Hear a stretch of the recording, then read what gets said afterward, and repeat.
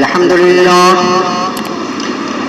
لله نحمده ونستعينه ونستغفره ونؤمن به ونتوكل عليه ونعوذ بالله من شرور أنفسنا ومن سيئات أعمالنا من يهده الله فلا مضل له ومن يضلل فلا هادي له أشهد أن لا إله إلا الله وحده لا شريك له وأشهد أن محمدا عبده ورسوله أرسله بالحق بشيرا ونذيرا أما بعد فإن خير الحديث كتاب الله وخير الهدي هدي محمد صلى الله عليه وسلم وشر الأمور محدثاتها وكل محدثة بدعة وكل بدعة ضلالة وكل ضلالة في النار.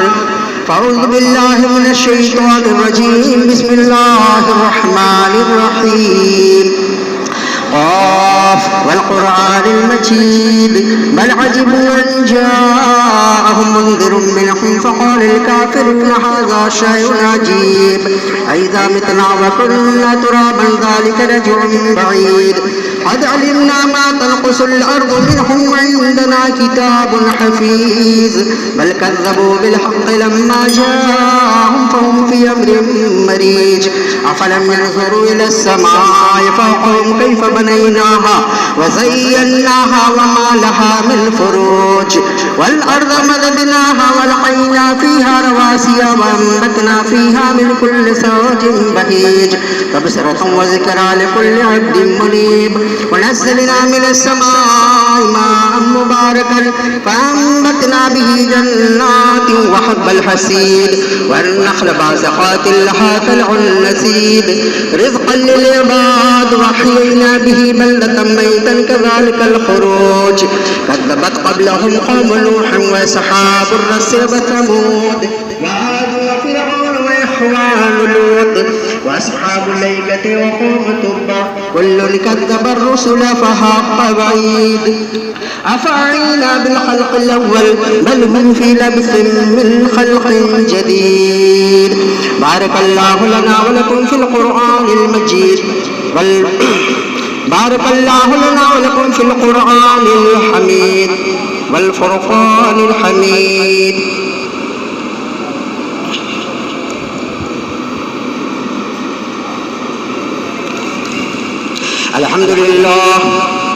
الحمد لله نحمده ونستعينه ونستغفره ونؤمن به ونتوكل عليه ونعوذ بالله من شرور أنفسنا ومن سيئات أعمالنا من يهده الله فلا مضل له ومن يضلله فلا هادي له أشهد أن لا إله إلا الله وحده لا شريك له وأشهد أن محمدا عبده ورسوله أرسله بالحق بشيرا ونذيرا.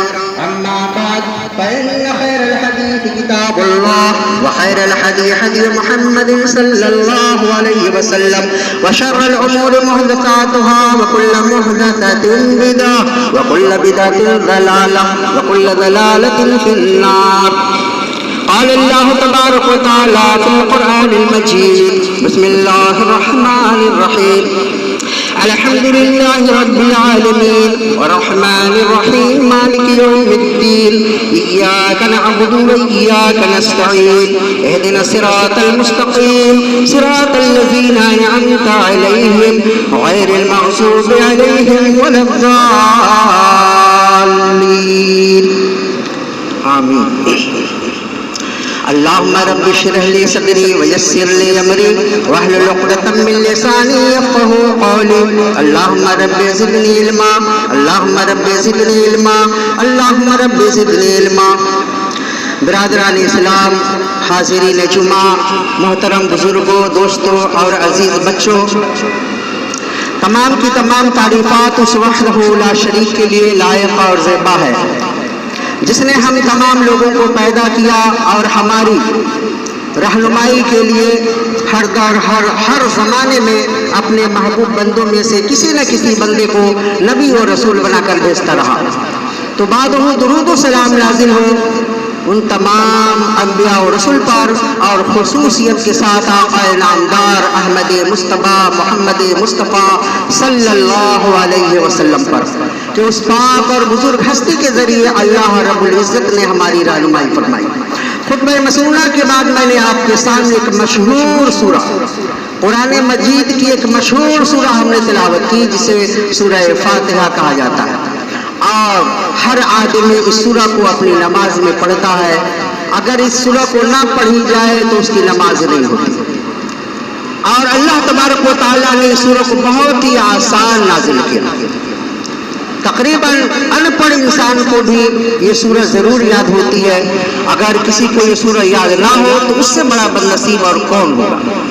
اس لیے ہر آدمی کو چاہیے جسے نہیں یاد ہے اسے یاد کرنا چاہیے، اسے اچھی طرح زبر کر لے، اس لیے کہ اسلام کی ایک اہم عبادت، سب سے بہترین عبادت جس پر اسلام کا دار و مدار ہے وہ نماز ہے۔ اس سورت کے پڑھے بغیر نماز ہی نہیں ہوتی، اللہ اس شخص کی نماز کو قبول ہی نہیں کرتا۔ اتنی اہم سورہ ہے۔ میں چاہتا ہوں کہ یہ سورہ جو آدمی اپنی نماز میں پڑھتا ہے اور اس کے نہ پڑھنے سے اس کی نماز ہی نہیں ہوتی، ذرا اس سورہ کا معنی اور مطلب تو آپ کو سمجھا دوں کہ آپ جو نماز میں اپنی سورہ تلاوت کرتے ہیں تو اللہ رب العزت سے آپ کیا ہم کلام ہوتے ہیں۔ اللہ تبارک و تعالیٰ نے اس سورہ میں کہا الحمدللہ رب العالمین، تمام کی تمام تعریفات اللہ رب العالمین کے لیے ہے۔ جس ہر قسم کی تعریفات اللہ رب العالمین کے لیے ہے۔ الرحمن الرحیم، جو بہت مہربان اور نہایت رحم کرنے والا ہے۔ مالک یوم الدین، جو قیامت کے دن کا مالک ہے۔ ایاک نعبد و ایاک نستعین، ہم تیری ہی عبادت کرتے ہیں اور تجھ ہی سے مدد طلب کرتے ہیں۔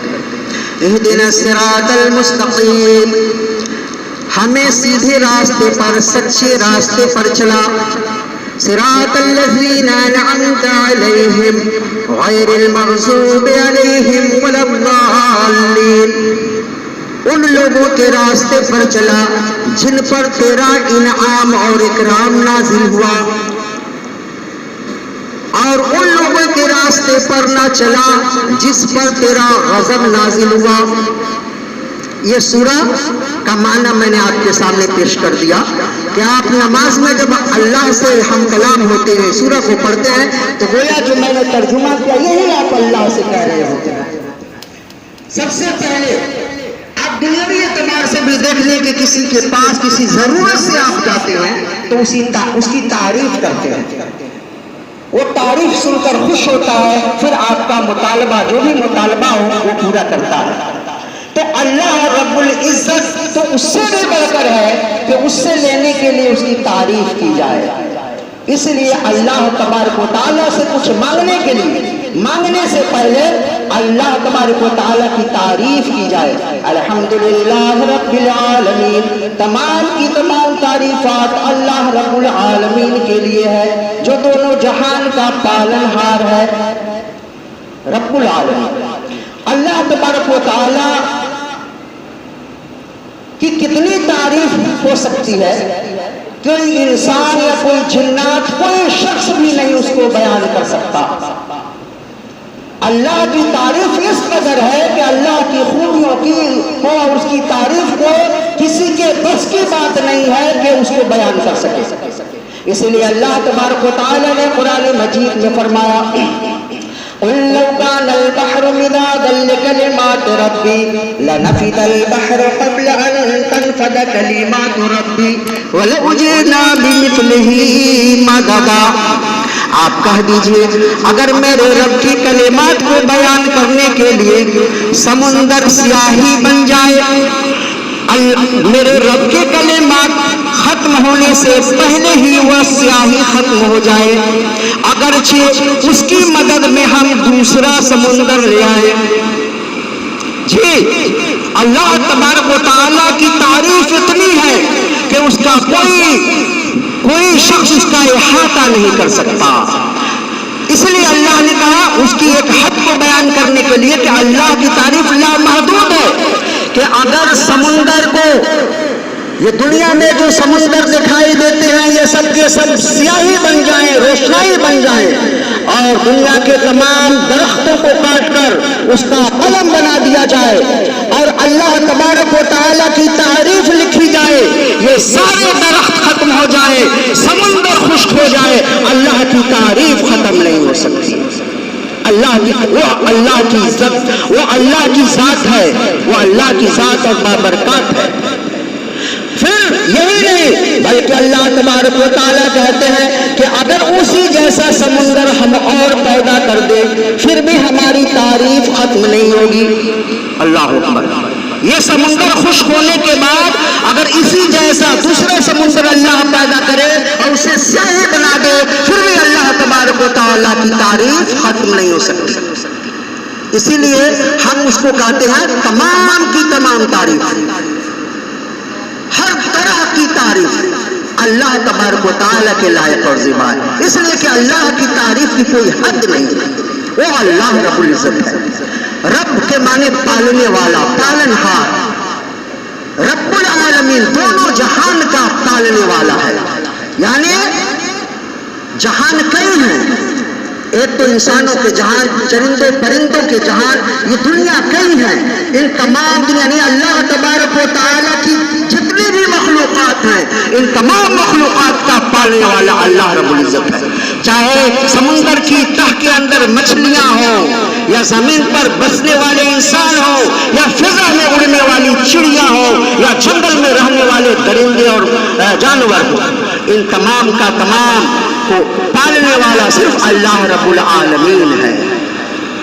اللہ کی ذات اتنی بڑی ہے، اور جب اللہ تعالیٰ رب العالمین ہے، تمام لوگوں کا پالنہار ہے، تمام کو پالتا ہے، یہاں تک کہ اللہ رب العزت اپنے ماننے والوں کو تو رزق دیتا ہی دیتا ہے، کافروں کو بھی اللہ رزق دیتا ہے۔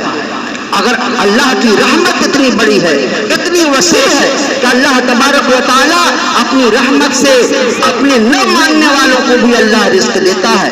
بلکہ اس دنیا میں آپ آنکھ اٹھا کر دیکھ لیں تو دنیا کے بڑے سے بڑے مالدار تو کافر ہی لوگ ہیں، پھر بھی اللہ تبارک و تعالیٰ ان کو حتی کیا آشائش و آرام دیتا ہے، آرام طلب زندگی عطا فرمایا ہے۔ کیوں؟ اس لیے کہ اللہ تبارک و تعالیٰ نے فرما دیا کہ جو شخص ہم سے دنیا مانگتا ہے ہم اسے دنیا دے دیتے ہیں مگر آخرت میں اس کا کوئی حصہ نہیں ہے۔ تو اس لیے میرے بھائی اللہ تبارک و تعالیٰ سے جب سوال کرو صرف دنیا مت مانگو کہ اے اللہ مجھ کو اتنے لاکھ روپیے دے دے، مجھے اتنی دولت دے دے، مجھے بیٹا اور بیٹی دے دے، میرے بھائی کبھی بھی اللہ سے اس طرح کا سوال نہ کرنا۔ اللہ تبارک و تعالیٰ سے دنیا اور آخرت دونوں کا سوال کرنا، اس لیے کہ اللہ کے خزانے میں کسی چیز کی کمی نہیں ہے۔ اس لیے اللہ کے نبی محمد رسول اللہ صلی اللہ علیہ وسلم نے ہمیں تعلیم دی، اللہ تبارک و تعالیٰ سے مانگو تو مانگنے کا طریقہ یہ ہے کہ ربنا آتنا فی الدنیا حسنۃ وفی الآخرۃ حسنۃ وقنا عذاب النار۔ اے ہمارے رب ہمیں دنیا اور آخرت کی بھلائی عطا فرما۔ جب بھی مانگنا ہو دنیا اور آخرت کی بھلائی مانگنی چاہیے، اور اللہ تبارک تعالیٰ کو علم ہے کہ ہماری کیا ضرورت ہے، ہماری وہ ضرورتیں پوری کرے گا۔ جو شخص یہ کان کھول کر سن لے، جو شخص صرف دنیا اللہ تبارک و تعالیٰ سے مانگتا ہے اللہ اسے دنیا دے دیتا ہے مگر آخرت میں اس کا کوئی حصہ نہیں ہے، آخرت میں سیدھے جہنم میں اڑا دیا جائے گا۔ پھر آگے اللہ تبارک و تعالیٰ تعلیم دیتے ہیں الرحمن الرحیم مالک یوم الدین۔ اللہ تبارک و تعالیٰ رحمان اور رحیم تو ہے ہی مگر قیامت کے دن کا مالک بھی ہے، جہاں تمام انسانوں کو اکٹھا ہونا ہے، اپنے اپنے اعمال کا حساب دینا ہے۔ مالک یوم الدین، جب اللہ تبارک و تعالیٰ دونوں جہان کا پالنہار ہے، رحمان ہے، رحیم ہے اور قیامت کے دن کا مالک ہے تو ہمیں اللہ سے کیا مانگنی چاہیے؟ تعلیم دی اللہ نے، خود اللہ نے ہمیں تعلیم دی، ہم سے کیا مانگو؟ کہو ہم سے ایاک نعبد و ایاک نستعین، ہم تیری ہی عبادت کرتے ہیں اور تجھ ہی سے مدد چاہتے ہیں، ہم تیری ہی عبادت کرتے ہیں اور تجھ ہی سے مدد مانگتے ہیں. جی عبادت صرف اللہ کی اور مدد صرف اللہ سے. دنیا کی کوئی ایسی طاقت نہیں ہے جو آپ کی مدد کر سکے, یا دنیا میں کوئی ایسی شخصیت نہیں ہے, کوئی ایسی ذات نہیں ہے جس کی عبادت کی جائے. عبادت کے لائق ہے تو صرف اللہ کی ذات ہے, اور اگر امداد کے لائق ہے, اگر مدد مانگنے کے لائق ہے تو صرف اللہ تبارک و تعالیٰ کی ذات گرامی ہے. اللہ تبارک و تعالیٰ نے خود ہی فرمایا ایاک نعبد و ایاک نستعین, ہم تیری ہی عبادت کرتے ہیں اور تجھی سے مدد چاہتے ہیں. جی یہاں پر ایسا بھی ہو سکتا تھا اللہ کہتا ہے کہ ہم تیری عبادت کرتے ہیں اور تجھ سے مدد مانگتے ہیں. نہیں, تو اس میں یہ ہوتا کہ اللہ کے علاوہ کسی اور کی بھی عبادت کی جا سکتی ہے, اللہ کے علاوہ کسی اور سے بھی مدد مانگی جا سکتی ہے, لیکن اللہ تبارک و تعالیٰ نے ایاک کا حسر کا کلمہ استعمال کیا یہاں پر اور کہا ہم تیری ہی عبادت کرتے ہیں. ایاک نستعین, اور تجھ ہی سے مدد طلب کرتے ہیں, تجھ ہی سے. اللہ نے یہ جملہ فرما کر یہ ساری دنیا کے خداؤں کے نظام کو کٹ کر دیا کہ اگر عبادت کے لائق ہے تو صرف اللہ کی ذات ہے, اور اگر امداد طلب کرنے کے لائق ہے تو صرف اللہ کی ذات ہے, دنیا کی اور کوئی طاقت نہیں ہے. تو نماز میں ہم اللہ سے یہ مانگتے ہیں, اور پھر اس کے بعد اب جب اللہ تعالیٰ کی ہم نے عبادت کی ہے اور اللہ سے مدد مانگ رہے ہیں تو پھر ہمیں کس چیز کے لیے مدد چاہیے؟ ہمیں ہدایت چاہیے. اللہ ہمیں کچھ نہیں, ہمیں ہدایت چاہیے. اگر تو ہدایت دے گا تو ہم تیرے جنت میں جائیں گے, اگر تو نے ہدایت نہیں دی تو ہم تیرے جنت سے محروم ہو جائیں گے, جہنم میں داخل ہو جائیں گے. اس لیے اے اللہ ہمیں ہدایت دے. اہدنا الصراط المستقیم, اے اللہ ہمیں سیدھی اور سچی راہ چلا. راستے تو بہت ہیں لیکن کون سی؟ سیدھی راہ اور سچی راہ چلا. اللہ کے نبی صلی اللہ علیہ وسلم فرماتے ہیں, ایک صحابی رسول بیان کرتے ہیں کہ اللہ کے نبی صلی اللہ علیہ وسلم نے ایک لکیر کھینچی زمین پر, اور اس لکیر کے داہنی طرف 2 لکیر کھینچی اور بائیں طرف 2 لکیر کھینچی.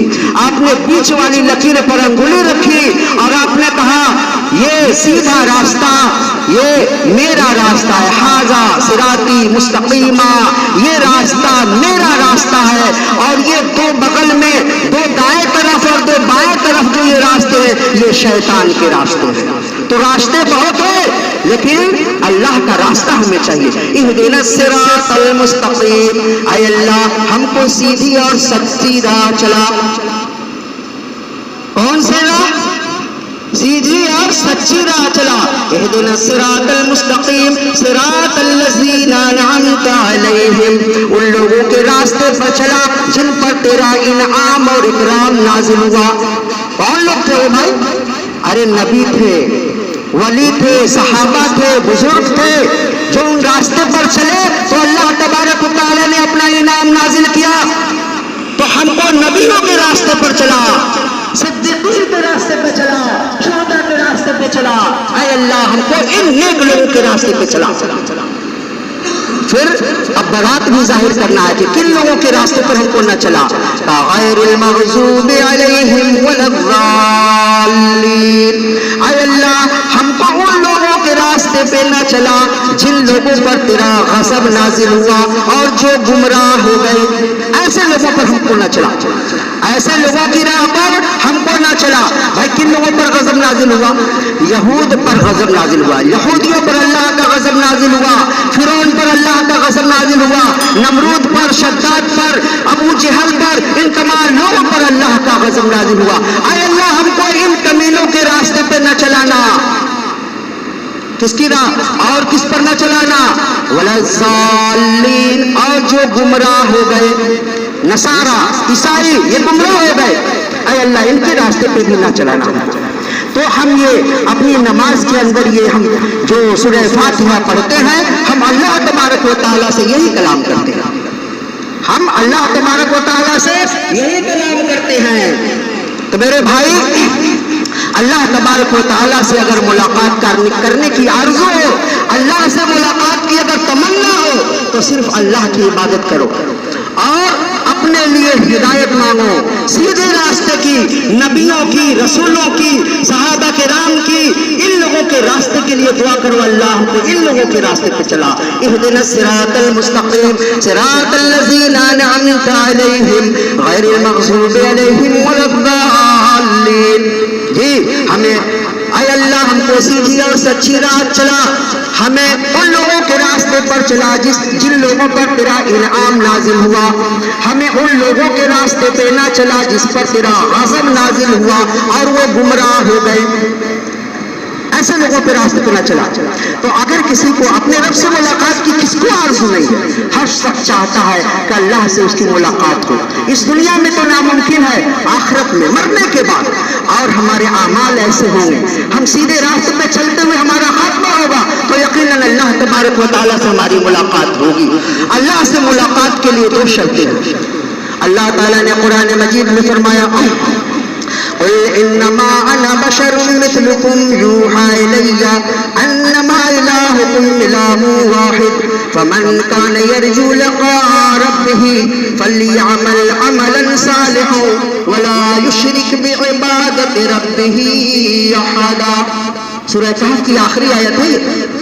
اے نبی آپ کہہ دیجئے کہ میں تمہاری ہی طرح ایک انسان ہوں، انا بشر مثلکم یوحی الی، کہہ دیجئے میں تمہیں جیسا انسان ہوں، فرق یہ ہے کہ مجھ پر وحی نازل کی جاتی ہے، مجھ پر قرآن اترتا ہے، مجھ پر قرآن نازل ہوتا ہے۔ انما الہکم الہ واحد، سب کا معبود ایک ہی معبود ہے، سب کا معبود ایک ہی معبود ہے۔ فمن کان یرجو لقاء ربہ فلیعمل عملا صالحا ولا یشرک بعبادۃ ربہ احدا۔ جو شخص بھی اپنے رب سے ملاقات کی آرزو کرے، جو شخص بھی اپنے رب سے ملاقات کی تمنا کرے تو اس کو کیا کرنا چاہیے؟ فَلْيَعْمَلْ عَمَلًا صَالِحًا، تو اسے چاہیے کہ نیک اعمال کرے، عمل صالح کرے۔ وَلَا يُشْرِكْ بِعِبَادَةِ رَبِّهِ أَحَدًا، اور اپنے رب کی عبادت میں کسی کو بھی شریک نہ ٹھہرائے۔ جی اللہ سے ملاقات کی دو شرطیں ہیں۔ جو دنیا میں اچھے اعمال کرتے ہوں اور اپنے عقیدے کے اندر، اپنے ایمان کے اندر اتنے پختہ ہوں کہ اللہ کی عبادت میں کسی کو بھی شریک نہ ٹھہراتے ہوں، چاہے وہ نبی ہو، رسول ہو، اولیاء ہو، کوئی بھی ہو، اللہ کی عبادت میں کسی کو بھی شریک نہ ٹھہراتے ہوں تو اس کے لیے اللہ سے ملاقات کی گارنٹی ہے۔ اللہ تبارک و تعالی ہم تمام لوگوں کو نیک اور سچا بنائے، ہمیں جب تک اس دنیا میں رکھے توحید پر قائم اور دائم رکھے، ہمیں پکا نمازی بنائے، ہمیں پکا دیندار بنائے۔ اللہ رب العزت ہم لوگوں میں جو لوگ بیمار ہیں انہیں شفائے کاملہ اور عاجلہ فرما، جو پریشان حال ہیں ان کی پریشانیوں کو دور فرما۔ اللہ جب تک ہم کو اس دنیا میں رکھ، اسلام پر قائم اور دائم رکھ، اور جب اس دنیا سے لے چل تو ایمان کے ساتھ لے چل۔ وما علینا الا البلاغ۔ ان اللہ وملائکته یصلون علی النبی یا ایھا الذین آمنوا صلوا علیہ وسلموا تسلیما۔ اللهم صل على محمد وعلى آل محمد كما صليت على إبراهيم وعلى آل إبراهيم إنك حميد مجيد۔ اللهم بارك على محمد وعلى آل محمد كما باركت على إبراهيم وعلى آل إبراهيم إنك حميد مجيد۔ إن الله يأمر بالعدل والإحسان وإيتاء ذي القربى وينهى عن الفحشاء والمنكر والبغي يعظكم لعلكم تذكرون۔ اذكروا الله يذكركم وادعوه يستجب لكم ولذكر الله تعالى أعلى وأولى وأجل وأتم وأكبر۔